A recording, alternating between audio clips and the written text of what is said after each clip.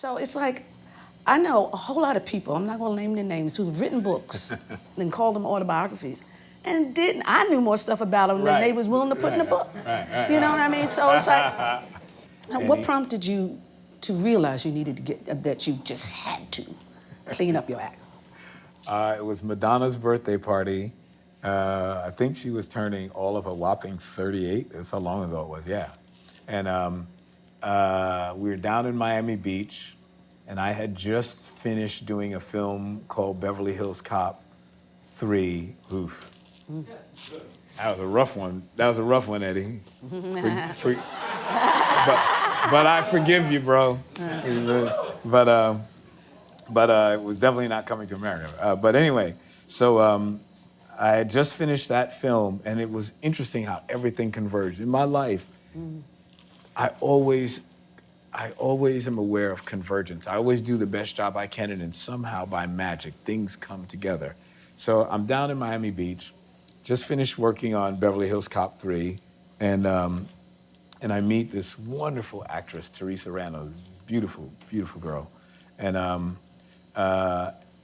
we met, and she was filming Bad Boys. And we decided we were gonna go out on a date together.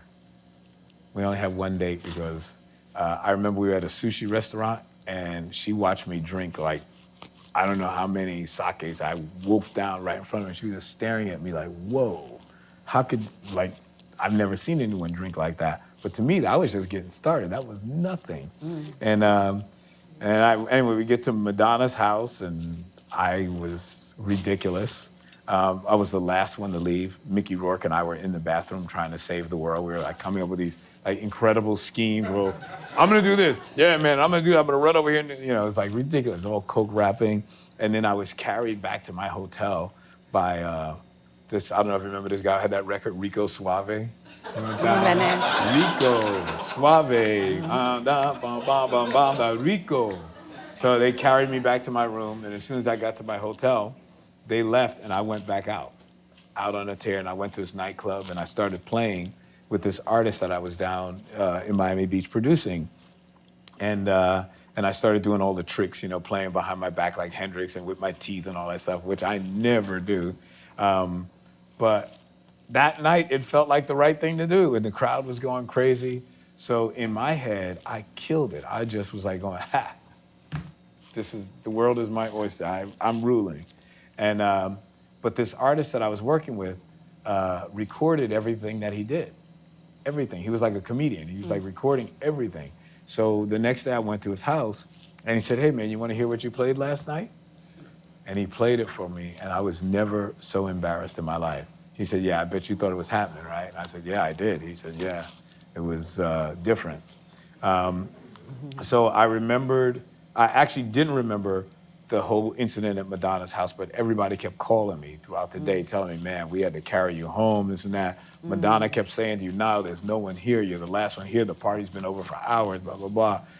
You and Mickey got to get out of it. It's like, you got to go. And, So I actually realized, Val, I thought that I was crazy. I thought that I was losing my mind because I had one reality that was completely clear to me. I knew that I was jamming, that it was smoking, the crowd was going crazy, but then when he played the tapes back, the tapes didn't lie. That was me playing. I know what my tone sounds like. And it was horrible. And before that night, I had already died 8 times. I had been brought back. I mean, I had many incidents. Nothing had ever scared me. I was never afraid of dying because when my heart stopped, I didn't know. I woke up in the hospital, and I was, you know, doctors were telling me how hard they worked to save my life.